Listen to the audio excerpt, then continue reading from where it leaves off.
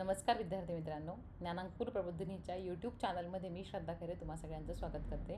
मित्रमैत्रिणींनो, आपण 2-3 दिवसापूर्वीच पाहिलं की एक शासन निर्णय आलेला आहे 5 मे 2026ला आणि त्या शासन निर्णयातून आता आपल्याला ही गोष्ट क्लिअर झाली की आपली जी तलाठी भरती किंवा सरळ सेवा भरतीच्या ज्या काही परीक्षा आहेत त्या आता MPSC मार्फतच होणार आहेत आणि त्या MPSC मार्फत कोणत्या परीक्षांच्या सोबत होणार आहेत हे देखील मी त्या व्हिडिओमध्ये तुम्हाला सांगितलेलं आहे. आता तुम्हा सगळ्यांच्या कमेंट्स वाचून तुम्हा सगळ्यांच्या कमेंट्समध्ये एकच गोष्ट सातत्याने विचारली जात होती आणि ती म्हणजे मग आता जर तलाठी भरती MPSCकडे जात आहे, मग त्याचा सिलेबस बदलला आहे का, मग त्यासाठी आता बुक लिस्ट कोणती वापरायची. तर आजचा हा व्हिडिओ त्या विद्यार्थ्यांसाठी आहे ज्यांना आता बुक लिस्ट काय वापरावी हा प्रश्न पडला आहे. पण हा व्हिडिओ पाहिल्यानंतर तुमच्या एक गोष्ट लक्षात येईल की मी काही दिवसांपूर्वी सरळ सेवा भरतीसाठीची जी तुम्हाला बुक लिस्ट दिली होती त्यातलेच बुक्स याच्यामध्ये तुम्हाला वापरायचे आहेत, मात्र थोड्या अधिक प्रमाणामध्ये ते वाचायचे आहेत आणि ते कसे वाचायचे आहेत वगैरे ते सगळे ह्या व्हिडिओतून क्लिअर होईल. मात्र फार काही बदल होणार नाही. हा व्हिडिओ शेवटपर्यंत नक्की पहा म्हणजे तुम्हाला या गोष्टी सगळ्या क्लिअर होतील. तर आता सगळ्यात पहिलं तर आपल्याला हे समजून घेतलं पाहिजे की या परीक्षेचं स्वरूप कसं असू शकतं. अजूनही आपल्याला ही गोष्ट जरी माहिती असली की ग्रुप बी आणि ग्रुप सी याचा जो आता एक प्रशासकीय संवर्ग त्यांनी तयार केलेला आहे, त्या प्रशासकीय संवर्गाची आता एकच परीक्षा होणार आहे. मात्र ती कोणत्या स्वरूपात असू शकते, त्याचा पॅटर्न काय आहे हे आपल्याला MPSC क्लिअरली सांगेलच. पण 90% ज्या गोष्टी आपल्याला फिक्स आहेत त्या गोष्टींच्या माध्यमातून आपण आजचा व्हिडिओ आपला करणार आहोत. पहिली गोष्ट म्हणजे जसं की ग्रुप बी किंवा ग्रुप सीच्या परीक्षांना पूर्व आणि मुख्य परीक्षा असते, तर या परीक्षेमध्ये सुद्धा आता पूर्व आणि मुख्य परीक्षा तुम्हाला असणार आहे. मग आता याच्यामध्ये कोणत्या लेवलची ती परीक्षा असू शकते, तर जसं आपण पाहिलं कंबाईन ग्रुप बी आणि ग्रुप सीची जी लेवल होती त्याच लेवलचे हे प्रश्न असणार आहेत, ज्याला आपण प्रशासकीय संवर्ग म्हणतो. आता 2 संवर्गांमध्ये ग्रुप सी आणि ग्रुप बीची परीक्षा घेणार आहेत असं मी तुम्हाला त्या व्हिडिओत सांगितलं. म्हणजे 2 संवर्ग कोणते, एक प्रशासकीय संवर्ग होता आणि एक टेक्निकल म्हणजे तांत्रिक संवर्ग होता. तर आपण हे सगळं प्रशासकीय संवर्गाबद्दल बघतोय आणि हा बहुपर्यायी म्हणजे MCQच राहणार आहे का, तर हो, MCQच पॅटर्न राहणार आहे. हा राज्यसेवेसारखा डिस्क्रिप्टिव्ह होणार नाही आणि निगेटिव्ह मार्किंगसुद्धा याच्यात असणार आहे. म्हणजे सध्या लक्षात घ्या की तुमच्या ज्या काही सरळ सेवा भरती सगळ्या आता MPSCमध्ये मर्ज झालेत, त्या मर्ज होताना ग्रुप बी ग्रुप सी आणि तुमच्या ह्या सरळ सेवेतल्या सगळ्या ग्रुप सी ह्याची आता एक परीक्षा होणार आहे. या परीक्षेमध्ये तुम्हाला 2 टप्पे असणार आहेत, पूर्व परीक्षा आणि मुख्य परीक्षा. आणि ही MCQ टाईप असणार आहे. निगेटिव्ह मार्किंग इथे असणार आहे. ती निगेटिव्ह मार्किंग किती असेल, तर आत्तापर्यंतच्या MPSCच्या सगळ्या परीक्षांना 1/4 निगेटिव्ह मार्किंग म्हणजे तुमचा एक प्रश्न जर चुकला तर त्याचे तुमचे 25% मार्क्स कट व्हायचे. म्हणजेच काय, 4 प्रश्न जर चुकले तर एका प्रश्नाचा गुण तुमचे निगेटिव्हमध्ये जात होते. तर ही निगेटिव्ह मार्किंग इथे असणार आहे. त्यानंतर मग आता पूर्व परीक्षेचं स्वरूप आपल्याला पाहायचे. बरं, आता हे स्वरूप आपण कशावरून पाहतोय, आपल्याला MPSCने हे आत्ताच सांगितलेलं आहे का, तर नाही. मात्र ग्रुप बी ग्रुप सीच्या ज्या काही परीक्षा आत्तापर्यंत झालेल्या आहेत त्या परीक्षेचं स्वरूप मी तुम्हाला इथे सांगणार आहे. आणि अगेन मी सांगते की 90% हेच स्वरूप राहणार आहे. याच्यामध्ये काही चेंज असेल तर तो आपल्याला स्वतंत्ररित्या MPSCकडून कळवला जाईलच. मग आता कसं स्वरूप आहे ग्रुप बी आणि ग्रुप सीच्या परीक्षांचं, तर पूर्व परीक्षेमध्ये आपल्याला एकच पेपर असतो, 100 प्रश्न असतात, 100 मार्क्स असतात, MCQ असतात, निगेटिव्ह मार्किंग असते. मग आता ह्याचा सिलेबस, आता ह्याच्या सिलेबसची कॉपी तुम्ही MPSCच्या वेबसाईटवरून डाउनलोड करू शकता आणि मी ग्रुपवरती पण आपल्या शेअर करेल टेलिग्राम चॅनलला, जो की मागचा सिलेबस आहे आणि तोच मोस्टली कंटिन्यू होणार आहे. मग या सिलेबसमध्ये कोणकोणते विषय आहेत, तर आपल्याला पूर्व परीक्षेला इतिहास, भूगोल, अर्थव्यवस्था, राज्यशास्त्र, चालू घडामोडी, सामान्य विज्ञान, अंकगणित आणि बुद्धिमापन चाचणी. आता हे सगळे विषय पाहिल्यानंतर तुमच्या लक्षात येईल की ऑलरेडी तुम्ही ह्या विषयांचा अभ्यास म्हणजे सरळ सेवेची तयारी करणारी जी मुलं आहेत आणि जी आता इकडे येत आहेत, तर त्यांच्या लक्षात येईल की ऑलरेडी या परीक्षांचा अभ्यास तुम्ही GK-GS करतच होतात. या विषयांचा अभ्यास इतिहास असेल, भूगोल असेल, अर्थव्यवस्थेचा कदाचित तुम्ही तितका अभ्यास केलेला नसेल, मात्र त्याचेही चालू घडामोडींमधून तुम्ही प्रश्न कव्हर करतच होते. राज्यशास्त्र असेल म्हणजे पॉलिटी आपलं, आणि सामान्य विज्ञानाचा सुद्धा तुम्ही अभ्यास करत होतात. अंकगणित आणि बुद्धिमापन चाचणी तर आपण तिकडे म्हणजे अगदी घोटून पाहिलेलो आहोत. त्यामुळे पूर्व परीक्षेमध्ये जे विषय आहेत त्याच्यामध्ये कुठलाही नवीन विषय ॲड झालेला नाही, फक्त काठिण्य पातळीमध्ये फरक पडणार आहे हे मात्र नक्की. ही झाली तुमची पूर्व परीक्षा. आता पूर्व परीक्षेनंतर येते तुमची मुख्य परीक्षा. मग या मुख्य परीक्षेचं काय स्वरूप आहे, तर याच्यामध्ये 2 पेपर तुम्हाला असणार आहेत आणि हे 2 पेपर एकूण 400 गुणांचे. म्हणजेच जो पेपर होणार पेपर 1 100 प्रश्नांचा 200 गुण आणि पेपर 2 100 प्रश्नांचा 200 गुण असं त्याचं स्वरूप असणार आहे. MCQ निगेटिव्ह मार्किंग हे तर आहेच. मग आता पेपर 1 कोणता, तर भाषेचा पेपर म्हणजे मराठी आणि इंग्रजी. आता अगेन तुम्ही सरळ सेवेमध्ये मराठी आणि इंग्रजीचा अभ्यास केलेलाच आहे आणि तीच लेव्हल इकडे कारण मी तुम्हाला सरळ सेवेचा अभ्यास करताना सुद्धा सांगत होते की मराठी आणि इंग्रजी हे भाषेचे पेपर आहेत, त्याच्यामध्ये काय असं वेगळं विचारणार किंवा त्याच्यामध्ये काय लेवल खूप जास्त विचारणार किंवा काय लेवल एकदम खालची विचारणार, असं कधीच नव्हतं. सरळ सेवेची मुलंसुद्धा मराठी इंग्रजी व्याकरणाचा तितकाच अभ्यास करत होती जितका कंबाईनला मुलं करतात. त्यामुळे फक्त फरक काय पडला आहे की तिकडे तुम्हाला मराठी 25 प्रश्न 25 मार्काला होतं. आता इकडे तुमचा अख्खा एक पेपर आहे मराठी आणि इंग्रजीवर, म्हणजे 50-50 प्रश्न तुम्हाला या ठिकाणी दिसणार आहेत. आता त्याचा सिलेबस, त्याच्यामध्ये कोणते कोणते पॉईंट्स महत्त्वाचे वगैरे हे सगळं आपण पुढे पाहणारच आहोत. आता फक्त तुम्ही परीक्षा पद्धती समजून घ्या आणि नंतर तुमचा पेपर 2 असणार. तर पेपर 2मध्ये कोणते विषय आहेत ते आपण पाहूयात. आता पेपर 2मध्ये इथे अशी काही विषय आहेत की जे ऑलरेडी आपण केलेले आहेत, म्हणजे पूर्वपरीक्षेत पण तुमचे होणार आहेत, तुम्ही सरळ सेवा करताना पण केलेले आहेत आणि एक कॉमन सब्जेक्ट आहेत आणि काही थोडेसे वेगळे आहेत जे कदाचित आपण तितके सरळ सेवेचा अभ्यास करताना केलेले नाही आहेत. तर सगळ्यात महत्त्वाचं याच्यामध्ये कायदे आहेत. माहिती अधिकार कायदा आणि लोकसेवा हक्क अधिनियम. कोणत्याही परीक्षेमध्ये तुम्ही राज्यसेवेच्या घ्या, कंबाईनच्या घ्या, ग्रुप सीच्या घ्या, हे 2 कायदे महत्त्वाचे आहेत आणि त्याचं कारणच हे आहे की डेली जेव्हा तुम्ही सरकारी ऑफिसमध्ये बसून काम करता शासकीय कर्मचारी म्हणून, तेव्हा माहिती अधिकार कायदा आणि लोकसेवा हक्क अधिनियम या दोन्ही कायद्यांचा भरपूर असा वापर आपल्याला करावा लागतो. म्हणून हे कायदे कोणत्याही परीक्षेमध्ये तुम्ही गेलात परीक्षेसाठी MPSCच्या अंडर, तरी तुम्हाला या कायद्यांचा अभ्यास करावाच लागणार आहे. मग हे कायद्यांवर किती, याचं वेटेज किती आहे, अगदी 2 किंवा 3 प्रश्न एका कायद्यावर विचारले जातात, फारसे याचं वेटेज नाही. मात्र हे आपल्याला नव्याने आता अभ्यासावे लागणार आहेत. त्यानंतर इतिहास भूगोल ह्या विषयांचा अभ्यास तुम्ही आधीच केलेला आहे.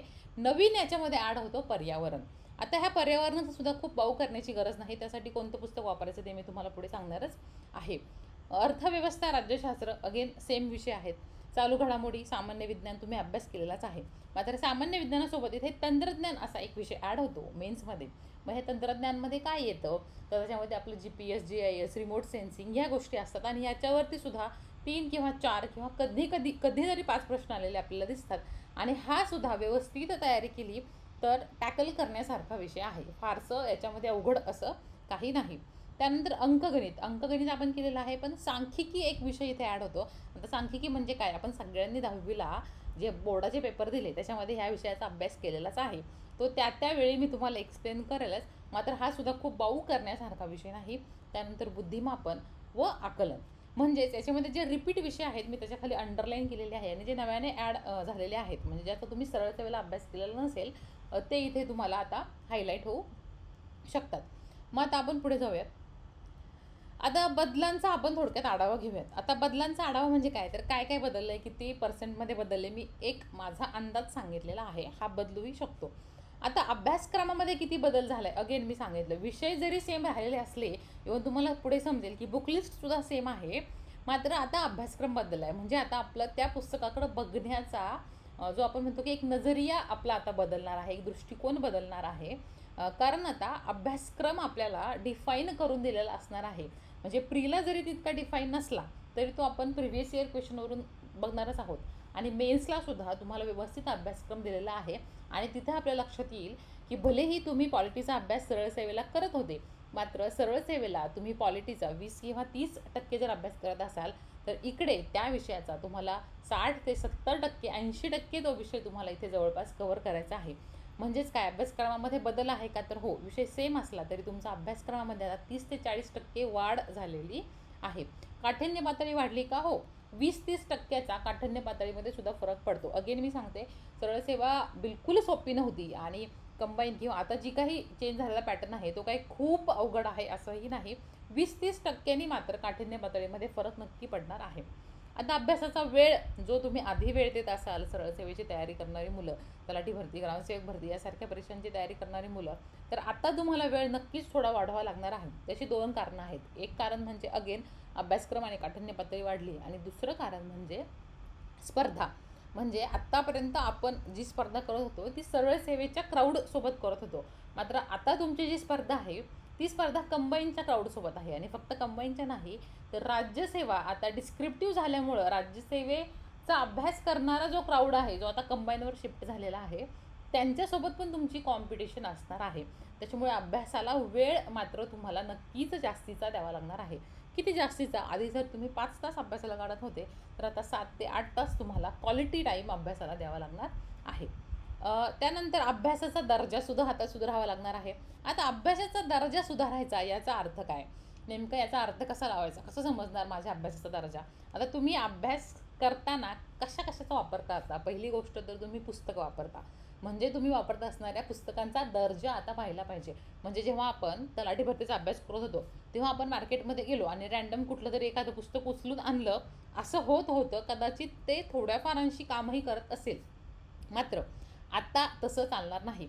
आता कोणत्या पुस्तकामध्ये आपला सिलेबस व्यवस्थित कव्हर केलेला आहे, कोणती पुस्तकं वाचल्याने खरंच फायदा होऊ शकतो, कोणत्या टीचरचे क्लास केल्याने अथवा यूट्यूबवरती सुद्धा जर तुम्ही पाहत असाल तर कुणाला फॉलो केल्याने खरंच तुमच्या अभ्यासाचा दर्जा सुधारत असेल, कोणते प्रश्न, कोणत्या प्रकारच्या प्रश्नपत्रिका सोडवल्याने तुम्हाला प्रश्न सोडवणं सोपं जात असेल, त्या सगळ्याचा उहापोह करून आपल्या अभ्यासाचा आता दर्जासुद्धा वाढवावा लागणार आहे. त्यानंतर प्रश्नांचा सराव. आता प्रश्नांचा सरावसुद्धा वाढवावा लागणार आहे. त्याचं कारणच असं की आत्तापर्यंत सरळ सेवेला तुमच्या नॉलेजची कदाचित परीक्षा होत होती, मात्र तुमच्या मानसिकतेसोबत फारसं खेळलं जात नव्हतं. मात्र MPSC चे जे पेपर आहेत किंवा MPSCचे जे प्रश्न आहेत, ते प्रश्न हल्ली मागच्या 2-3 वर्षात जर आपण पाहिलं, 2-3 अगदी 4 वर्षात पाहिलं, तर MPSC विद्यार्थ्यांच्या मानसिकतेबाबत सुद्धा थोडी जागरूक झाली. म्हणजे प्रश्न सोडवताना तुमची मानसिकता डिस्टर्ब करण्याचा सुद्धा एक प्रश्न असतो, एक प्रयत्न असतो की प्रेशरमध्ये ही व्यक्ती कसा प्रश्न सोडवती आणि मग जेव्हा ही प्रशासनात येणार आहे तेव्हा त्या व्यक्तीला तो प्रेशर हँडल होणार आहे का? म्हणजेच आयोगाच्या प्रश्नांचा जो दर्जा आहे, त्या प्रश्नांचा दर्जा समजण्यासाठी आयोगाच्या प्रश्नांचा सराव आता आपल्याला करावा लागणार आहे. म्हणजे तो सरावसुद्धा आपल्याला 30-40% वाढवावा लागणार आहे. ही टक्केवारी थोडीशी अंदाजित आहे. मात्र यातून जी गोष्ट मला सांगायची आहे ती तुमच्यापर्यंत पोहोचत असेल. आता बुकलिस्टसुद्धा आपल्याला दर्जेदार वापरायची आहे आणि स्टँडर्ड पुस्तकं वापरायची आहेत. आता दर्जेदार पुस्तकं, स्टँडर्ड पुस्तकं म्हणजे आता सगळी जाऊन मार्केटमधून नवीन पुस्तकं घेऊन येतो आणि एकदम महागडी पुस्तकं घेऊन येतो किंवा छान कव्हर असलेली पुस्तकं घेऊन येतो किंवा अगदी जाड 500-600 पानाची पुस्तकं घेऊन येतो, असा त्या दर्जेदार बुकलिस्टचा अर्थ होत नाही. दर्जेदार पुस्तकांचा अर्थ इतकाच होतो, पहिली गोष्ट तर ते पुस्तक लिहिणारी व्यक्ती कोण आहे, दुसरी गोष्ट त्या पुस्तकामध्ये आपला सिलेबस व्यवस्थित कव्हर केलेला आहे का, आणि तिसरी गोष्ट त्या पुस्तकाचे अपडेटेड व्हर्जन्स आपल्याला मिळत आहेत का. म्हणजेच काय तर मागे आत्तापर्यंत जे काही प्रश्न येऊन गेले, मग त्या प्रश्नांचा कल लक्षात घेऊन त्या पुस्तकामध्ये ते लेखक वारंवार बदल करत आहेत का आणि तो आपल्या अभ्यासासाठी, आपल्या परीक्षेसाठी फायद्याचा ठरणार आहे का, ह्या सगळ्याचा अभ्यास करणं म्हणजेच दर्जेदार किंवा स्टँडर्ड बुकलिस्ट वापरणं असं आपण म्हणतो. आणि सगळ्यात शेवटचं मी सांगते, आपल्याला खूप जास्त पुस्तकं घ्यायची नाही आहेत. आता मी तुम्हाला जी काही बुकलिस्ट सांगणार आहे त्याच्यावरून तुमच्या हे लक्षात येईलच, minimum resources with maximum output आपल्याला घ्यायचं आहे. म्हणजे कमीत कमी पुस्तकं वापरून जास्तीत जास्त आउटपुट आपल्याला घ्यायचा आहे. मग आता आयोगाने जाहीर करेपर्यंत थांबायचं का, हा आपला पुढचा प्रश्न. म्हणजे काय की आता आयोगाने एवढं तर शासनाने आपल्याला एवढं तर क्लिअर केलं की आता हे सगळ्या परीक्षा आयोगाकडे जाणार आहेत. मग आता आपण तोपर्यंत वाट पाहायची का, जोपर्यंत आयोगाचं एखादं नोटिफिकेशन येत नाही किंवा आयोग आपल्याला सांगत नाही की आम्ही अशी परीक्षा पद्धती घेणार आहोत, मग तुम्ही असा अभ्यास करा वगैरे वगैरे, तर तोपर्यंत थांबायचं नाही का. कारण आत्तासुद्धा आपल्याकडे 90% क्लॅरिटी आहे. जेव्हा 2024ला GR आलेला तेव्हा इतकी क्लॅरिटी आपल्याकडे नव्हती जितकी आता ह्या नवीन GRने आपल्याला दिलेली आहे. म्हणजे आपल्याला 90% हेच माहिती आहे की परीक्षेचं स्वरूप असं असू शकतं आणि याच्यामध्ये फारसा बदल होणार नाही. न बदलणारा अभ्यासक्रम म्हणजे काय, जसं मी आत्ता मागे जो काही तुम्हाला भलेही point two point syllabus explain केलेला नसला तरी जे काही विषय सांगितले आणि आत्तापर्यंतचा जो काही आयोगाचा अभ्यासक्रम आहे त्यावरून कोणता अभ्यासक्रम किंवा कोणते विषय, कोणते टॉपिक असे आहेत की जे हमखास विचारले जाणार आहेत हे आपल्याला माहिती आहे, त्या अभ्यासक्रमाचा तरी आपण अभ्यास करायला लागू शकतो. स्टँडर्ड रिसोर्सेस मी आपल्याला सांगितलेलंच आहे आणि ते तुम्हाला आता पुढे समजतीलच, ते आपल्याला उपलब्ध आहेत आणि त्याचा आता आपल्याला अभ्यास करायचा आहे. पुढे आहे आयोगाच्या PYQचा अभ्यास. अगेन मी तुम्हाला PYQबद्दल सुद्धा हा पॉईंट मागेच आपण कव्हर केला. आता मग आपण आयोगाने जाहीर करेपर्यंत काय करायचं, तर आपल्याला आपल्या वीक पॉईंट्सवर काम करायचं. हा खूप महत्त्वाचा मुद्दा आहे. आता वीक पॉईंट्सवर काम करायचे म्हणजे काय, आत्तापर्यंत, आता हा स्पेशली हा मुद्दा सरळ सेवेची तयारी करणाऱ्या मुलांसाठी आहे. आत्तापर्यंत गेले मागचे 1, 2, 3, 4, 5 वर्ष काही मुलं नव्याने अभ्यास करत असतील किंवा काही 3-4 वर्ष झालं सरळ सेवेसारख्या परीक्षा देत असतील. प्रत्येक वेळी, प्रत्येक परीक्षेच्या वेळी आपल्या हे लक्षात येतं की नाही, हा विषय मला अवघडत जातोय. म्हणजे समजा इंग्लिश व्याकरण असेल, बऱ्याच मुलांचा प्रॉब्लेम आहे, किंवा गणित असेल, बऱ्याच मुलांचा प्रॉब्लेम आहे. आणि प्रत्येक परीक्षेच्या आधी तुम्हाला समजतं की इंग्लिश थोडंसं वीक आहे. नंतर त्या परीक्षेचा निकाल लागल्यावर तुमच्या लक्षात येतं की अरे, हे जे 4 मार्क्स जर वाढले असते ना इंग्लिशमध्ये किंवा गणितामध्ये किंवा वॉट एव्हर तुमचा विषय, त्या विषयामध्ये, तर आज मी मेरिटमध्ये असलो असतो. आणि हे चक्र मागचे 3-4 वर्ष झालं तेच चालू आहे. म्हणजे आपण त्या विषयावर कामच करत नाही. मूळ मुद्दा हा आहे की आपण त्याच्यावर कामच करत नाही, फक्त चाललंय म्हणून चाललंय, किंवा त्याला आपण कदाचित तितकं महत्त्व दिलेलं नाही. मात्र आता ही वेळ आहे त्या वीक पॉईंटवर काम करायची. का? कारण इथं हलक्यात काहीच घ्यायचं नाही. हा आयोग आहे, ही कुठलीही सरळ सेवा भरती नाही. इथे मराठी किंवा इंग्रजी याचा एक पूर्ण पेपर त्यांनी बनवला आहे तुमच्या सिलेक्शनसाठी.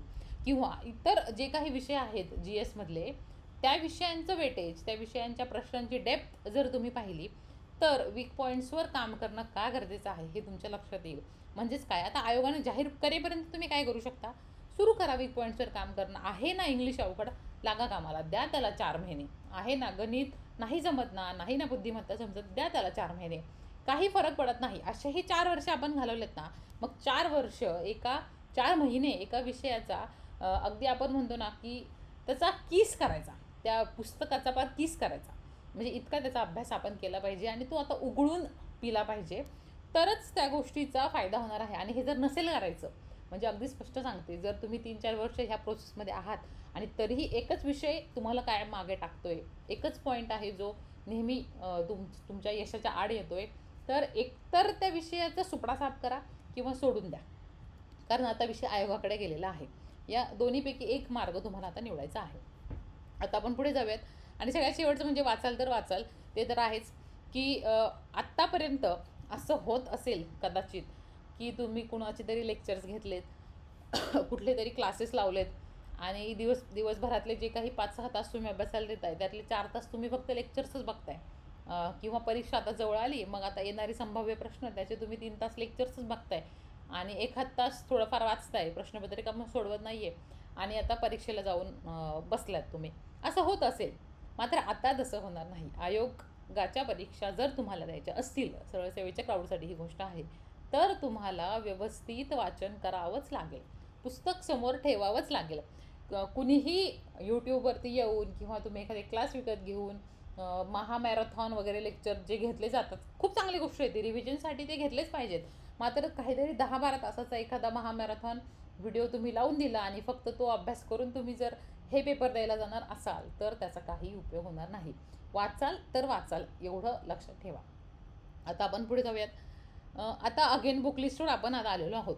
आता मी पुन्हा सांगते, याच्या आधी मी एकदा सरळ सेवेच्या बुकलिस्टचा व्हिडिओ केलेला आहे, सरळ सेवा आणि तलाठी भरती. त्या बुकलिस्टचा व्हिडिओ जर तुम्ही पाहिला असेल, तर त्या बुकलिस्टच्या व्हिडिओची जी PPT आहे, ती PPT मला एडिटसुद्धा करावी लागली नाही, अगदी मायनर बदल करावे लागलेत, इतकी ती बुकलिस्ट सेम आहे. म्हणजे तुम्हाला कुठेही जाऊन आता नवीन पुस्तकं घ्यायची गरज नाही आहे. जर ही पुस्तकं ऑलरेडी तुमच्याकडे असतील ना, तर तुम्हाला त्यांचाच अभ्यास करायचा आहे. तरीही मी एकदा बुकलिस्ट सांगून देते आणि मग त्याचा अभ्यास कसा करायचा वगैरे ते आपण पाहूयात नंतर. तर जसं मी सांगितलं, मराठी विषयासाठी मोरा वाळिंबे सरांचं पुस्तक स्टँडर्ड आहे, तेच पुस्तकं सगळ्यांनी वापरलं पाहिजे. किंवा त्याला ऑप्शन म्हणून बाळासाहेब शिंदे सरांचं मराठी व्याकरणाचं पुस्तक तुम्ही वापरू शकता. पण अगेन आता थोडा प्रश्नांच्या अनुषंगाने तुम्हाला या दोन्ही पुस्तकांकडे पाहावं लागणार आहे. दोन्हीपैकी एक कोणतंही पुस्तक तुम्ही वापरू शकता. त्यानंतर इंग्रजी विषय, आता मराठी आणि इंग्रजी हे विषय जरी तुम्हाला मेन्सला असले तरी मी अगेन सांगते, आयोगाने जाहीर करेपर्यंत काय करायचं, तर जे वीक आहे त्याच्यावर काम करायचं. मग तुम्ही आधी मेन्सचा मराठी आणि इंग्रजी हा विषय जरी पक्का करून घेतला तरी काहीच हरकत नाही. ठीक आहे. तर इंग्रजी विषयासाठी पालन सुरी सरांचं पुस्तक आहे. जे लोक सेल्फ स्टडी करतायत किंवा ज्यांना इंग्लिश वाचून समजतं पण त्यांना ग्रामर चांगलं करायचं, त्यांनी पालन सुरी सरांचं पुस्तक वापरावं. बाळासाहेब शिंदे सरांचं पुस्तकसुद्धा चांगलं आहे. तुम्ही दोन्हीपैकी कुठलंही एक पुस्तक इंग्रजी व्याकरणासाठी वापरू शकता. मात्र इंग्रजी ग्रामरमध्ये आता शब्दसंग्रहाचा अभ्यास करणं सुद्धा खूप महत्त्वाचं आहे. त्याच्यामुळं आत्तापर्यंत येऊन गेलेले प्रश्न आणि त्याच्यामध्ये कोणकोणत्या प्रकारचे शब्दसंग्रह विचारले आहेत. खरं तर मी याच्यामध्ये शब्दसंग्रहाच्या पुस्तकाची लिंक टाकणं विसरलेले आहे. मी त्याची लिंक डिस्क्रिप्शनमध्ये टाकून देईल. मात्र तुम्ही एखादं चांगलं शब्दसंग्रहाचं पुस्तकसुद्धा वापरलं पाहिजे. आणि त्या अनुषंगाने सुद्धा आता इंग्रजीला कसे मार्क्स मिळवायचे याचा आता आपण अभ्यास केला पाहिजे. पुढे गणित बुद्धिमत्ता, जसं मी सांगितलं की आता बऱ्यापैकी जे सरळसेवेचा अभ्यास करतात ते सतीश वळसे सरांचं पुस्तक वापरतात. Fast track maths, fast track बुद्धिमत्ता. तुम्ही तीच पुस्तकं इकडे सुद्धा कंटिन्यू करू शकता. त्या पुस्तकांमध्ये सुद्धा जी काही कन्सेप्ट दिलेली आहे त्याच्यानंतर लेवलनुसार प्रश्न दिलेले आहेत. लेवल 1, 2, 3, 4. तर अगदी शेवटच्या लेवलपर्यंत तुम्ही जर गेलात तर लक्षात येईल की इकडे सुद्धा त्याच लेवलचे प्रश्न विचारले गेलेले आहेत. त्याच्यामुळे ही दोन्ही पुस्तकं चांगली आहेत. जर तुमच्याकडे असतील तर नवीन पुस्तकं घेण्याची गरज नाही. राज्यव्यवस्था, अगेन मी राज्यव्यवस्थेला ही 2 पुस्तकं तुम्हाला आधीही सांगितली होती सरळसेवेमध्ये. इंडियन पॉलिटी जे पुस्तक आहे लक्ष्मीकांत सरांचं सगळेच वापरतात ते, किंवा रंजन कोळंबे सरांचं जे राज्यघटनेचं पुस्तक आहे ते. दोन्हीपैकी कुठलंही एक पुस्तक तुम्ही वापरू शकता. लेटेस्ट जे अपडेट आहेत, जर तुमच्याकडे ही पुस्तकं नसतील तर मी ह्या पुस्तकांची लिंक पण टाकते. इतिहासासाठी जसं मी सांगितलेलं आधुनिक महाराष्ट्राचा इतिहासमध्ये समाधान महाजन सरांचं पुस्तक आहे. आता फक्त महाराष्ट्राचा इतिहास जर असता तर दुसरी कुठली पुस्तकं आहेत जी मी तुम्हाला वापरायला सांगितलेली असती. मात्र इथे भारताचा इतिहासावर जास्त फोकस केलेला आहे समाधान महाजन सरांच्या पुस्तकामध्ये.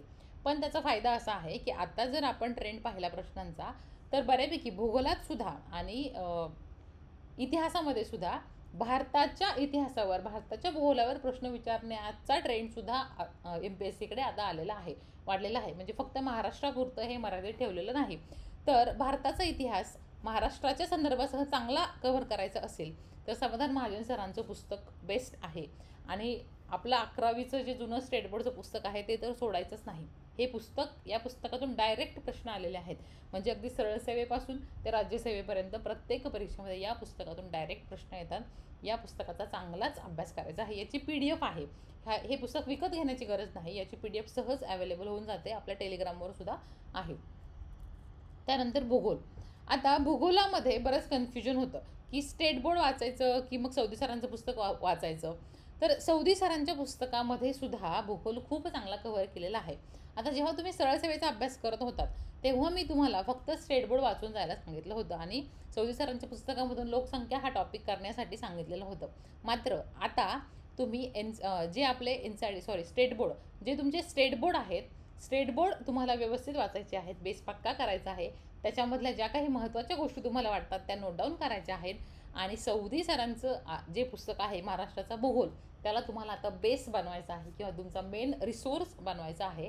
कारण आता जे प्रश्न इकडे तुम्हाला विचारले जाणार आहेत, जे कंबाईनला विचारले जातात, जर तुम्ही कंबाईनचे पेपर पाहिले तर तुमच्या लक्षात येईल की सौदी सरांच्या पुस्तकामधून जर तुम्ही बऱ्यापैकी गोष्टी कव्हर केल्या आणि सोबत त्याला स्टेट बोर्डची जर जोड दिली तर भूगोलाचे प्रश्न कव्हर होण्यासारखे नक्कीच आहेत. त्यानंतर कायदे, जसं मी सांगितलं हे 2 कायदे आपल्यासाठी महत्त्वाचे आहेत, महाराष्ट्र लोकसेवा हक्क अधिनियम आणि माहितीचा अधिकार कायदा.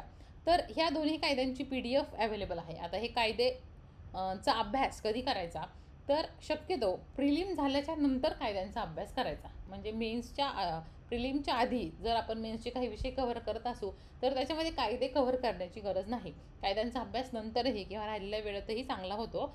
मात्र आपल्याला हे माहिती असलं पाहिजे की या दोन्हीच्या PDF उपलब्ध आहेत आणि यूट्यूबवर बऱ्याचशा टीचर्सने व्यवस्थित हे एक्सप्लेनसुद्धा केलेले आहेत. त्यामुळे कायद्यांबद्दल फारसं टेन्शन घेण्याची गरज नाही.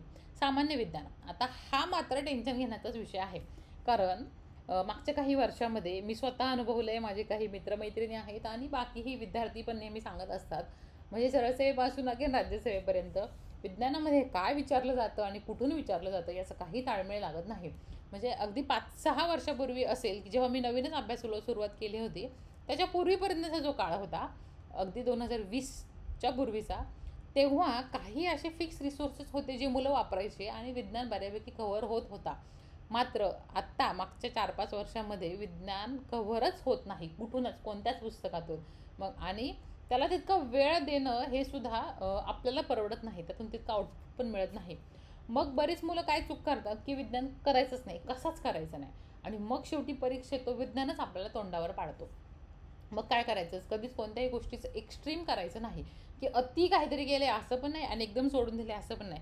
जो विषय टफ असेल ना त्याला मध्यम मार्ग निवडायचा. मग विज्ञान हा असा विषय आहे की त्याला आपल्याला, ज्यांना टफ जातोय मी त्यांच्याबद्दल सांगते, ज्यांना सोपा जातोय दॅट इज फाईन, की ज्यांना अवघड जातोय त्यांनी विज्ञानामध्ये एक मध्यम मार्ग निवडायचा आणि स्टेट बोर्ड जे आहेत ते स्टेट बोर्ड व्यवस्थित करायचे, कारण आपण 10वीपर्यंत हे स्टेट बोर्ड केलेले आहेत, ते सुद्धा समजायला थोडे अवघड जातात ह्या लेवलला.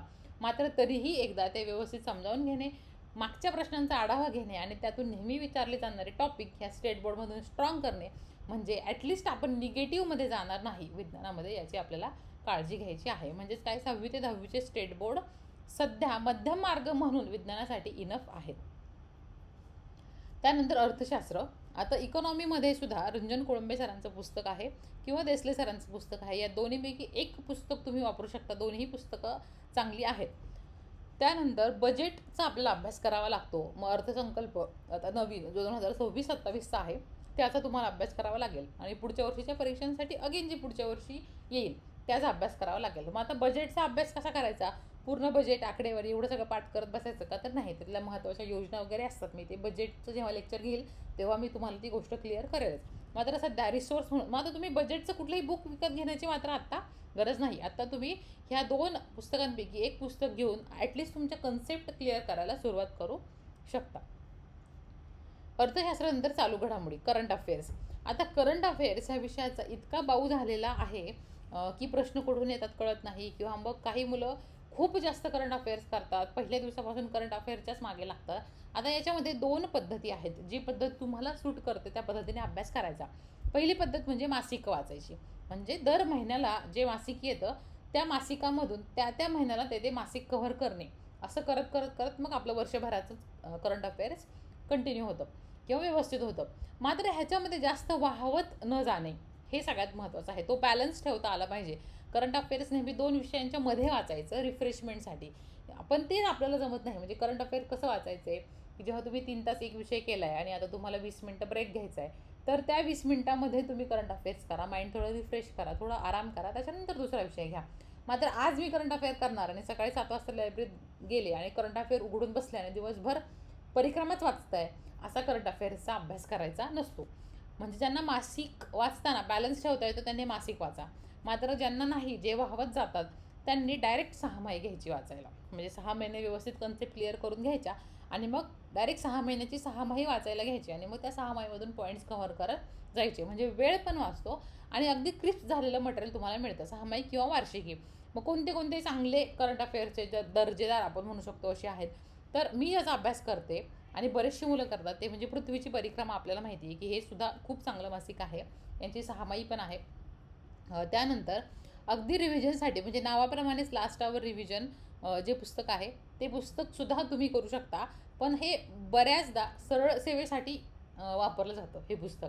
तर मग ह्याच्यामधून अभ्यास करताना सुद्धा आपल्याला खूप जास्त डेटा आपल्याकडे न घेता आपल्या परीक्षेच्या दृष्टीने काय काय गरजेचं आहे ते घेणे आणि ह्या पुस्तकासोबत अजून एका पुस्तकाची किंवा अजून एखाद्या मासिकाची वार्षिकीची जोड देणं महत्त्वाचं आहे. मात्र थोडक्यात रिव्हिजनसाठी लास्ट आवर रिव्हिजन पुस्तक पण चांगलं आहे. त्यानंतर वार्षिकी 6 माहीमध्ये पण आहे. सिम्प्लिफाईडची 6 माही असते, वार्षिकी असते.